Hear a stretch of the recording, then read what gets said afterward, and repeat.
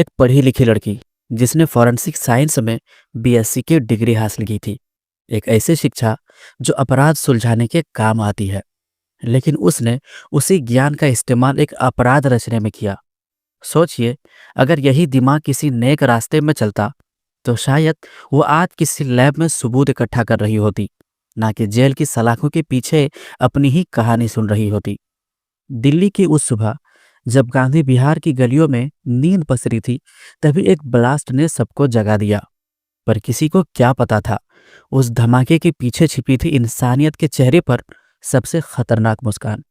एक ऐसा केस जिसमें आग सिर्फ कमरे में नहीं लगी थी, जल रही थी मोहब्बत, जल रही थी बदला लेने की प्यास, और जल गया एक होनहार यूपीएससी एस्पिरेंट रामकेश मीणा।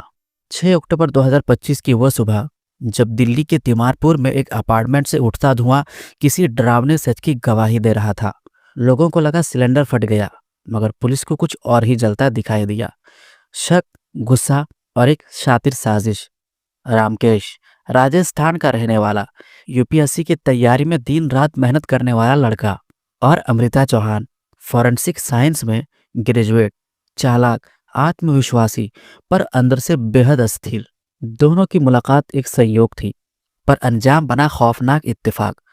कभी प्यार के रिश्ते में बंधे ये दोनों कैसे एक दूसरे के सबसे बड़े दुश्मन बन गए? कौन सा ऐसा राज था जो एक पढ़ी लिखी लड़की को कातिल बना गया? और आज की कहानी वही है, जहां इश्क ने बदले का रूप लिया और दिमाग ने इंसानियत को राख में बदल दिया। तो दोस्तों, आइए वीडियो को स्टार्ट करते हैं, और अगर आप नए हैं तो हमारे वीडियो को लाइक करके चैनल को सब्सक्राइब जरूर कर दें। तो चलिए वीडियो को शुरू करते हैं। 6 अक्टूबर 2025 की सुबह दिल्ली के तिमारपुर के गांधी विहार इलाके में चारों तरफ सन्नाटा पसरा हुआ था। हर कोई गहरी नींद में सो रहा था, लेकिन अचानक एक जोरदार ब्लास्ट के साथ हर किसी की आंख खुल गई। और जब पास ही एक अपार्टमेंट पर नजर पड़ी तो वो आग में दहक रहा था। आग की लपटें पूरे घर को राख में तब्दील करने की जुस्तजू में लगी हुई थी। इस भयानक आग को देखकर पड़ोसियों ने जल्दी से फायर ब्रिगेड टीम को बुलाया और आग शांत करने की कोशिश की। आग तो टीम ने पानी की बौछार से शांत कर दी थी, लेकिन अंदर का जो नजारा था उसने हर किसी का दिल बेचैन कर दिया था। जैसे ही टीम घर की तरफ बढ़ी तो देखा कि अंदर से कुंडी लगी हुई है, यानी अंदर तो कोई था। टीम ने किसी तरह कुंडी खोलकर कदम अंदर रखे तो सामने कमरे में एक लड़के की बॉडी बदहवास हालत में पड़ी हुई थी। उसकी बॉडी पूरी तरह से जल चुकी थी। ये देखकर लोगों ने जल्दी से पुलिस को भी फोन खटका दिया, और बॉडी का नाम सुनकर पुलिस की टीम भी फौरन ही यहाँ पहुंच गई। और बॉडी को देखने के बाद जब आसपास नजर घुमाई तो उन्हें विंडो ऐसे ही फटा हुआ मिला। साथ ही एलपीजी सिलेंडर के भी टुकड़े टुकड़े हो चुके थे। यह देखकर पुलिस को समझ में आता है कि जरूर सिलेंडर फटने की वजह से यह सब हुआ है, लेकिन यह सिर्फ एक थ्योरी थी। इसलिए पुलिस फ्लैट के मालिक को बुलाकर बॉडी के बारे में पूछताछ करती है, और मकान मालिक बताता है कि 32 साल के इस लड़के का नाम रामकेश मीणा था, जो अपने होम टाउन यानी राजस्थान से कुछ समय पहले ही यहाँ यूपीएससी की तैयारी करने के लिए आया था। और उसके परिवार वाले भी कुछ समय बाद उससे मिलने के लिए आया करते थे। मकान मालिक रामकेश के पेरेंट्स का नंबर भी पुलिस को सौंप देता है, और पुलिस उन्हें राजस्थान से सीधा दिल्ली बुला लेती है। परिवार जब अपने रामकेश की यह दर्दनाक हालत देखता है तो उनका कलेजा कांप जाता है। आंखों से आंसू दुख बनकर बहने लगते हैं। अपने बच्चे की हालत और पूरे कमरे की जली हुई स्थिति देखकर वो फैमिली पूरी तरह से रोने लगती है, क्योंकि उनका बेटा आने वाले समय में बहुत सक्सेसफुल होने वाला था, जवान लड़का था। तो फैमिली के दर्द का अंदाजा आप लगा सकते हैं कि जब कोई माँ बाप अपने जवान बेटे को खो दे, वो भी तब जब वो बेटा कामयाबी की सीढ़ी पार करने वाला हो, तब उसकी स्थिति क्या हो सकती है। फैमिली पुलिस से कहती है कि ये कोई हादसा नहीं है, बल्कि एक सोची समझी साजिश है। और ये शक यकीन में तब बदल जाता है जब फॉरेंसिक टीम को कुछ क्लू मिलते हैं। दरअसल छानबीन के दौरान फॉरेंसिक टीम नोटिस करती है कि गैस सिलेंडर किचन में नहीं बल्कि बाहर कमरे में रखा है। लेकिन क्यों? अगर यह हादसा था तो फिर किचन में सिलेंडर को फटना चाहिए था, ना कि रामकेश के कमरे में। अब रामकेश के कमरे में सिलेंडर क्यों रखा था, यह बात पुलिस के दिमाग में भी शक की बीज बो देती है। और पुलिस अब शक भरी नज़रों से इस केस की इन्वेस्टिगेशन को आगे बढ़ाती है और बिल्डिंग की निगरानी कर रहे सीसीटीवी कैमरों को खंगालना शुरू कर देती है, जिसमें पुलिस को कल रात यानी 5 अक्टूबर की फुटेज मिलती है, जिसमें रात के करीब 8:30 बजे दो युवक रामकेश के फ्लैट के अंदर दाखिल होते हुए नजर आ रहे थे और फिर करीब 39 मिनट के बाद एक लड़का मुंह ढके बाहर भागता भी नजर आया, लेकिन चेहरा ढका होने की वजह से उसका चेहरा साफ नहीं दिख रहा था। इसके बाद लगभग 2:57 पर भी दो लोग फेस को कवर करके रामकेश के फ्लैट से बाहर निकलते हुए दिखाई दिए और ये तब बाहर आए थे जब आग लगनी शुरू हुई थी। लेकिन पुलिस को यह समझ में नहीं आ रहा था कि जब दो लोग अंदर गए तो फिर तीन बाहर कैसे आए और उन्होंने अपना मुंह को क्यों ढक रखा था। क्या यही इस साजिश के मास्टरमाइंड थे? पुलिस को ये सारे शक होने लगे थे और जब पुलिस ने इस फुटेज को आसपास के लोगों को दिखाया तो मुंह ढका होने की वजह से कोई भी लोग इन तीनों को पहचान नहीं पाए। पुलिस ने जोर देते हुए इन्हें कद काठी से पहचानने को कहा और तभी एक शख्स ने इन तीनों को देखकर कहा कि मैं इसमें से एक लड़की को जानता हूँ। यह अमृता चौहान है जो रामकेश के साथ इसी फ्लैट में रह रही थी।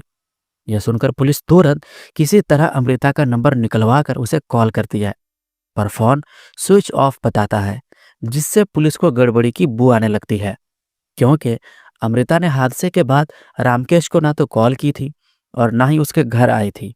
इसीलिए अब पुलिस कॉल डिटेल्स और लोकेशन निकालकर अमृता तक पहुंचने की कोशिश करती है। लोकेशन तो बंद थी, लेकिन सीडीआर की मदद से पुलिस को पता चल गया था कि अमृता की रामकेश से कई बार और कई कई देर तक बात होती थी और दोनों एक साथ ही लिव इन में रह रहे थे।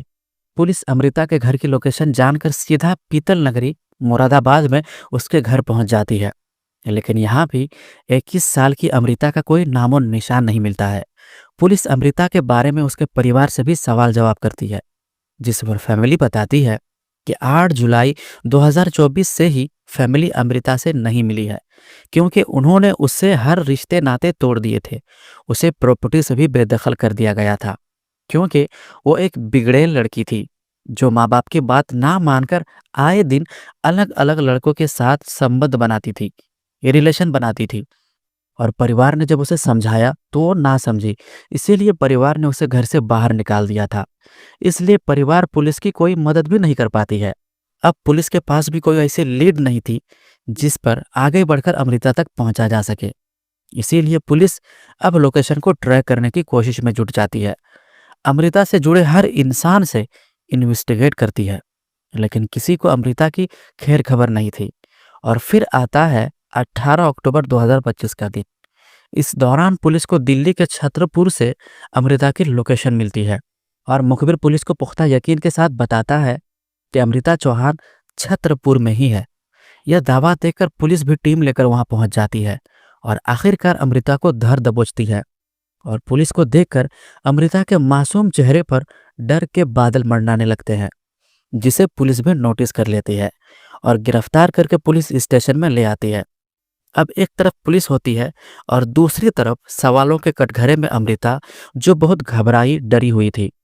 पुलिस उसे शांति और बिना किसी नाटक के सब कुछ सच सच बताने को कहती है। अमृता भी जानती थी कि अब झूठ बोलने का कोई फायदा नहीं है, इसलिए वो पूरी कहानी डिटेल्स में सुनाना शुरू करती है, जिसकी शुरुआत होती है मई 2025 से। उस दौरान अमृता नोएडा में रह रही थी और काम की तलाश में उसने एक रिसेप्शनिस्ट जॉब के लिए अप्लाई किया था और उसे इंटरव्यू के लिए बुलाया गया था। इंटरव्यू देने के बाद जैसे ही अमृता बाहर निकलती है तो उसके सामने आता है एक नौजवान हैंडसम सा लड़का, जो कोई और नहीं बल्कि रामकेश ही था। अमृता का किरदार कुछ ठीक नहीं था, इसीलिए वो रामकेश के साथ भी हाय हेलो करके बातों के सुर छेड़ देती है। रामकेश को भी अमृता का अट्रैक्टिव लुक काफी पसंद आता है और वो अपने बारे में बताते हुए कहता है कि वो राजस्थान से बिलोंग करता है और यूपीएससी की तैयारी करने के लिए दिल्ली आया है। वहीं अमृता भी अपने बारे में बताती है कि उसने फॉरेंसिक साइंस में बीएससी की डिग्री हासिल की है और अभी भी वो सीएस कर रही है। दोनों की यही पहली मुलाकात इतनी अच्छी रहती है कि दोनों एक दूसरे का नंबर एक्सचेंज कर लेते हैं। अब यहाँ से लंबी लंबी बातों का दौरा शुरू हो जाता है और फिर अमृता रामकेश की मर्जी से उसी के फ्लैट में उसके साथ लिव इन में रहना शुरू कर देती है। बताया जा रहा है कि रामकेश अमृता के साथ बिताए गए प्राइवेट मोमेंट्स को फोटोज और वीडियोस के शक्ल में मोबाइल और लैपटॉप में कैद करके रखता था। और जब अमृता को पता चला कि उसने उसकी प्राइवेट फोटोज को हार्ड डिस्क में छुपा कर रखा है, तो वो बहुत गुस्सा होती है और उन्हें ये सारी चीज़ें डिलीट करने को कहती है। पर रामकेश उसकी बात पर ना तो ध्यान देता है और ना ही फोटोज और वीडियोस को डिलीट करता है। अमृता कई बार रामकेश को ये सारी चीजें डिलीट करने को कहती है, पर हर बार रामकेश उसकी बात को टाल देता है और यह बात अमृता को बिल्कुल भी पसंद नहीं आती है। इसीलिए अक्टूबर के महीने में दोनों के बीच लड़ाई झगड़ा होना शुरू हो जाता है और महज 5 महीने बाद ही दोनों का खुशहाल लिविंग रिलेशनशिप अब झगड़ों में तब्दील हो चुका था। और इसकी वजह थी हार्ड डिस्क में छुपी हुई अमृता के फोटोज और उसकी वीडियोस, जिन्हें रामकेश डिलीट करने के लिए बिल्कुल भी तैयार नहीं था। इन सब चीज़ों से परेशान होकर एक दिन अमृता दिल्ली से मुरादाबाद की तरफ रुख करती है, जहां उसका एक्स बॉयफ्रेंड सुमित कश्यप रहता था। अमृता जब दिल्ली आई थी तो उसने सुमित कश्यप पर ध्यान देना बंद कर दिया था, क्योंकि वहां उसे एक नए बॉयफ्रेंड के रूप में रामकेश मिल चुका था। आपको बता दें, सुमित एक हॉकर था जो घर घर जाकर एलपीजी सिलेंडर बांटता था। खैर, अमृता सुमित के पास जाकर उसे अपनी मीठी मीठी बातों में उलझाते हुए रामकेश के बारे में बताती है। साथ ही यह भी बताती है कि रामकेश ने अमृता की कुछ प्राइवेट फोटोज और वीडियोस को अपने लैपटॉप में सेव करके रखा है, पर वो उन्हें डिलीट नहीं कर रहा है।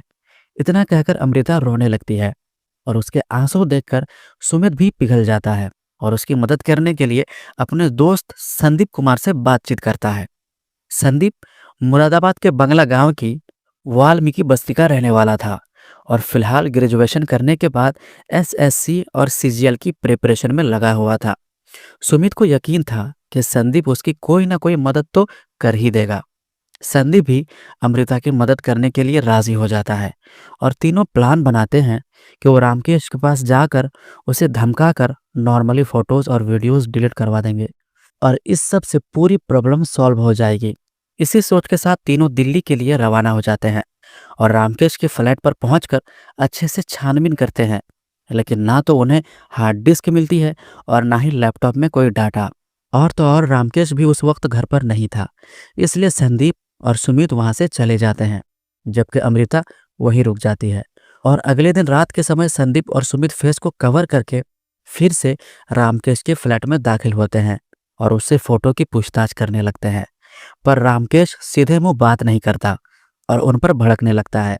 यह देखकर संदीप और सुमित का भी पारा हाई हो जाता है, लेकिन फिर भी वो कंट्रोल नहीं खोते और उसे कुर्सी पर बैठाकर हाथ पैर बांध देते हैं और फिर से उसे हार्ड डिस्क के बारे में सवाल करते हैं। लेकिन रामकेश ने तो जैसे मानो कसम ही खा ली थी कि वो हार्ड डिस्क के बारे में ना तो किसी को बताएगा और ना ही फोटोज और वीडियोस का डाटा डिलीट करेगा। पहले तो संदीप और सुमित रामकेश को आराम से समझाते हैं, लेकिन जब वो उनके साथ कोऑपरेट नहीं करता तो फिर दोनों उसके साथ मारपीट करने पर उतर जाते हैं। यह देखकर रामकेश इन्हें रोकने की धमकाने की कोशिश करते हैं। इन्हें डराता है कि अगर उन लोगों ने उसके साथ दुर्व्यवहार करना बंद नहीं किया तो वो चीख चीख कर सब लोगों को यहाँ बुला लेगा। यह धमकी सुनकर अमृता, संदीप और सुमित तीनों गुस्सा हो जाते हैं और हार्ड डिस्क ना देने पर सुमित गुस्से में चार्जर की लीड उठाता है और उससे रामकेश का गला दबा देता है और कुछ ही मिनटों में रामकेश अपनी सांसें गवा बैठता है।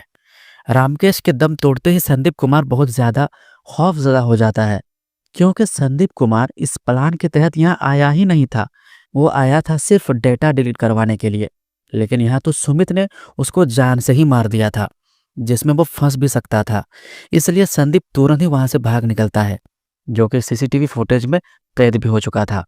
अब सिर्फ अमृता और सुमित और रामकेश की बॉडी कमरे में मौजूद थी। अमृता किसी भी हाल में फंसना नहीं चाहती थी, इसलिए वो एक शातिराना प्लानिंग करती है जिससे सांप भी मर जाए और लाठी भी ना टूटे। यानी रामकेश अब नहीं रहा, ये खबर सबको मिल जाए और शक उन पर भी ना हो। अमृता रामकेश की बॉडी को जलाने का फैसला करती है ताकि पोस्टमार्टम ना हो। इसके लिए वो सुमित के साथ सबसे पहले रामकेश की बॉडी को आराम से बेड पर लेटा देती है और फिर किचन से घी और तेल उठाकर लाती है और शराब भी लाती है और उन्हें रामकेश की बॉडी पर छिड़क देती है। फिर कमरे में रखी यूपीएससी बुक्स को लाकर उसके पन्नों को फाड़कर बॉडी पर सजा देती है, जिससे आग अच्छे से जल सके। अब डायरेक्ट रामकेश को अगर आग लगाते तो पुलिस को शक हो जाता कि यह साजिश के तहत हुआ है। इसीलिए सुमित सिलेंडर को हथियार की तरह इस्तेमाल करता है, क्योंकि वह सिलेंडर की अच्छी जानकारी रखता था।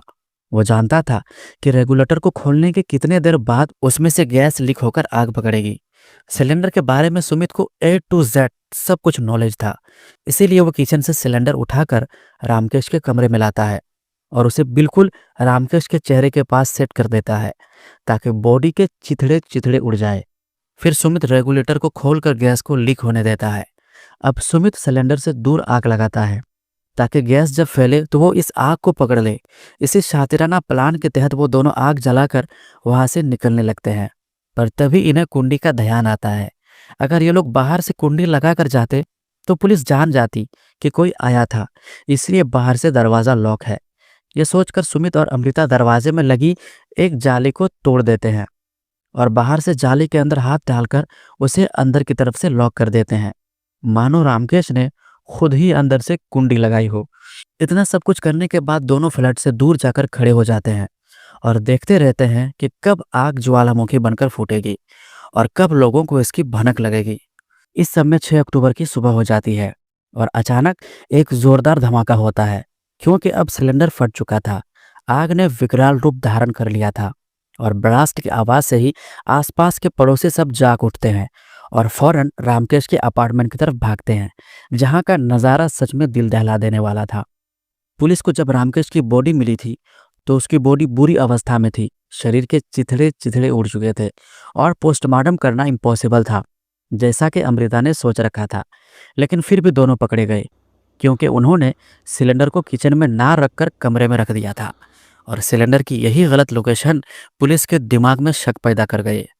पूरी कहानी सुनने और जानने के बाद पुलिस भी इस शातिराना प्लानिंग पर काफ़ी ज़्यादा हैरान होती है और 18 अक्टूबर को अमृता की गिरफ्तारी के बाद 21 अक्टूबर को मुरादाबाद से सुमित कश्यप और 23 अक्टूबर को संदीप कुमार को भी दबोच लेती है और तीनों को 2-2 दिन के पुलिस रिमांड पर भेज दिया जाता है और फिर अदालत में पेश करने के बाद इन्हें जेल में डाल दिया जाता है।